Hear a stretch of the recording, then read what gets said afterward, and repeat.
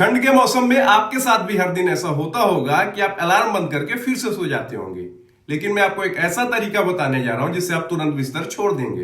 इसके लिए आपको सबसे पहले प्ले स्टोर में जाना है और इस ऐप को इंस्टॉल कर लेना है। इस ऐप को इंस्टॉल करने के बाद जब आप अलार्म लगाएंगे तो सुबह ये एक मैथ का सवाल देगा, इसके बाद ही अलार्म बंद होगा। जब तक आप इस सवाल को सॉल्व नहीं करेंगे अलार्म बंद नहीं होगा। और आपको तो पता ही है मैथ्स अच्छे अच्छों की नींद उड़ा देती है। वैसे आपका सबसे आलसी फ्रेंड कौन है जो अलार्म बजता रहता है और नहीं उठता? उसे जल्दी से टैग कर दो।